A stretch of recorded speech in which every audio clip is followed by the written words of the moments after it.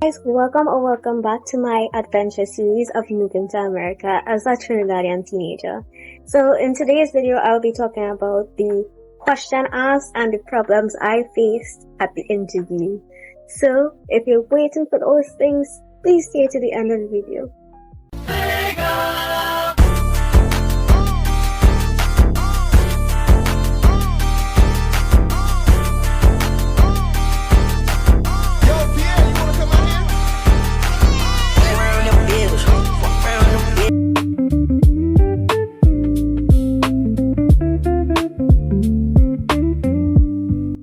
Okay, so before anything fully starts, the first thing on the agenda was firstly picking up my stepmother from the airport.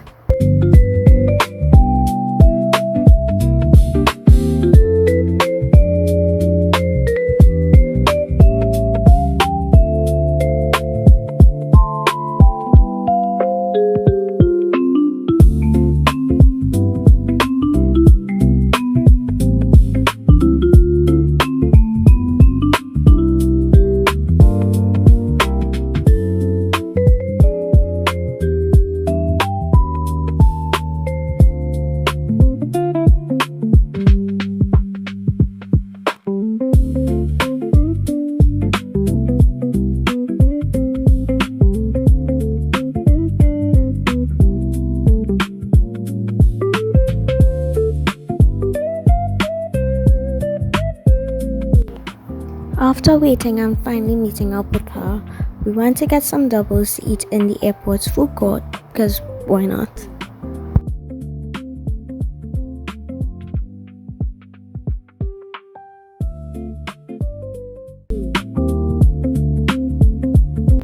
Then we went to get our hair done together for the interview, a little reference of how I looked before, plus it was Mother's Day and we even had matching hairstyle.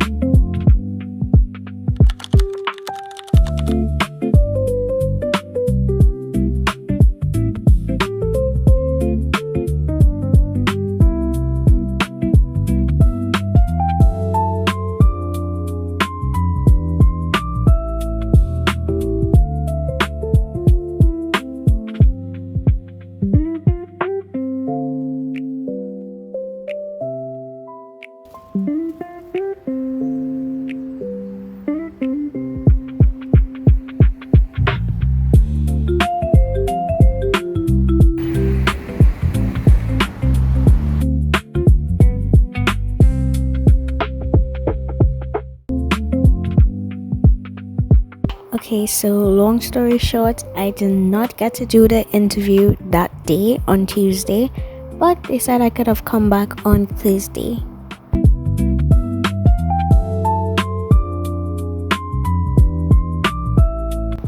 And despite this, I still get treated with food by my dad and my cousin.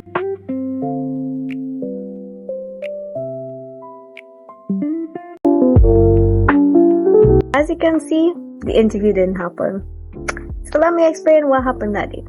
So we reached there fairly early, like it was 7:45 and the interview timeline was 8:30. So we went in around 8:20 and was just sitting there until 8:30 and still watching people like come in and they still dealing with people, and I have a test at 9 o'clock. So I was kind of wondering what gonna happen because I'm still sitting here and I have to go to a test at 9 o'clock. The day kind of started off a little iffy because my stepmother came in with me. I did not practice with my stepmother coming in with me. And you might think, so why is that a problem? It's because I studied for my dad to come in with me, not my stepmother. So the question was gonna change around because they were asked like, who petitioned for you? She's right there. So what type of questions are gonna answer? I was nervous. I was very nervous of walking there with my stepmother and doing know what they're gonna ask.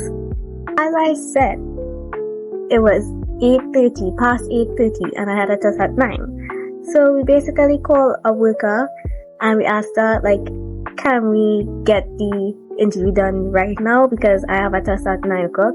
So she talked to the interviewer and they called me up and everything. So I thought I was gonna get that day and right now. So we went by the interviewer. She's like, oh, well, you could go ahead and do your test and come back and we'll accommodate for you. I'll tell the guard that you're coming back. So I was happy. I was like, okay, at least we're getting to do it like later on and it's just focus on the test. But it didn't stop there. Problems didn't stop there. So the next problem came about, which was going to QRC and getting my test done because obviously I have an interview at 8:30. I was not going to reach down Safaria by 9 o'clock. So we went to QRC and it had a next problem, which was the school, well, the vice principal did not know anything about me coming there. And it's already awkward enough because it's a boys' school. What is a girl do it in a boys' school? So after that, my father tried to figure out something and we end up talking to the principal, which is a very nice guy. Props to you, Mr. Principal. I don't know your name, but yeah. And after we talked to him, he said his famous line, which is, I don't need to be penalized for what the ministry didn't tell them because I just going along with things and the ministry tell us it was okay and that they would phone them. So that's not my fault. So he basically sent me into the exam room and I did my exam normally, which was great. And I didn't know I had extra time, which was 5 minutes that I was supposed to get back during the test. So I finished a little bit earlier than I was supposed to, which was like a disadvantage, but I'm okay. I did fine. It was fine. I feel like, again, a good mark. So I'm not push it too much. So after coming out of the exam, feeling very nice and, happy, I went back to the US Embassy thinking, okay, we can get all of this done in one day. I was very wrong to the extent that when we went back and we told them, okay, the interviewer said we could come back after the exam, which finished like around 11:30. So it's when I'm supposed to finish. So I would say we reached there like 11:45. It wasn't that late. It's like, oh, well, the interviewer told us that y'all could come back Thursday. I did not plan for Thursday. What if I had a test Thursday? Luckily, I don't. So, at least it was put to a day that was close enough, because many people don't get that privilege, so it kind of worked in my favor. But it was like a little hiccup that happened that you need to be careful of, in case it happened to you. Like, things happen, but you never know what could work out. In the end, it was more like an advantage that I get pushed back to Thursday, because I had more time to like learn the documents I had in my hand, in case they asked for that, which they did. They did ask for one of the documents I needed to learn, and to learn any side questions that may come because my stepmother, aka the petitioner, was there. So please keep that in mind in terms of that.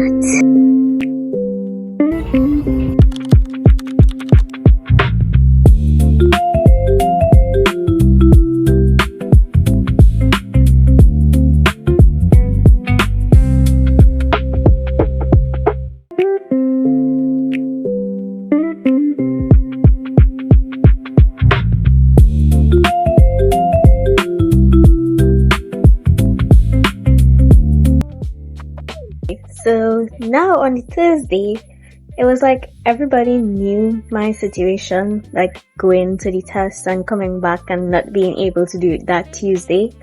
So when I went to the interviewer, the first question he asked was, so how was your test? I was like, oh, nice of you to ask that. It was great. So it was kind of like a ease up question to not make you feel nervous or anything, which was kind of great. Because I was heavily nervous, because I was keep on thinking, what if I didn't get through? And I've been thinking about this for so long, and if I just mess up on these questions, my life over. So I didn't want my life to be over, I wanted it to be great. So then came the actual question, which was like, what's my name, what's my age, who petitioned for me, which you need to know like the full name, not just first and last, you need to learn the middle as well, to show that you know this person very closely. Said, have you ever been to America? How long did you stay in America? Have your stepmother financially supported you? If so, with what? Which I had the documents to that, but just never remembered to show him that. But it's fine. Who do I currently live with? And I stated out, like, who I live with, which was, like, my extended family in that case. But then came the hard questions. As I previously stated, my stepmother was there with me, so there's not really much questions he could ask from what I learned. So he basically asked about my mother, right? So questions like, have I ever lived with my mother? Who has custody over me? Which I had that document and I showed him. But that kind of caused extra questions, so be careful, because if you give a document like that, just expect that they will question everything. That he asked, so how your mother feel about you moving to America? So I answered that like it was fine. As you can see, she has agreed that I could move to America with my dad. Normal thing, of course. Can't really just end off on that note, like, okay, she just agreed to that. With that was like a custody statement. So he asked like, who has custody over you, which is my dad. So I gave him that in the whole document as well. So when I handed him the document, he saw that my mother was supposed to get me every holiday. So he asked the next ending question. So when you go up there, how you gonna get the holidays for your mom to see you? And I was like, I didn't know the answer, but you have to go along with it. And I just remembered in that point in time, well, my parents usually go down every December for Christmas and like every carnival. So I would just go with them. But how I said it made him question, because I said we, like if I was already living in America. So he was like, so you already living in America? I was like, no. He said if I got approved to go to America, I would just go with them when they come back to Trinidad on their vacations. He's like, oh, okay, nice. And then he sat there, he take off the mic. And after he take off the mic, he turned around to his colleague on the next side and was chatting for a good minute. So my heart just sank, because I don't want that to be a question. He'll be like, so this girl lying or not? But in the end, your girl got approved. She's gonna be an American resident. So stay tuned for that of the moving vlog, because that too is going to be a very long video, a very stressful time. And I think I would post a next video on the documents you're supposed to have, because I don't think there's a lot of Trinidadian people who just post about moving to the US per se, and like the process to move to the US, especially as a teenager. So I believe I am the first teenager telling y'all about my experience and what to look out for. So I hope you enjoyed the video. I hope you get informed. Bye!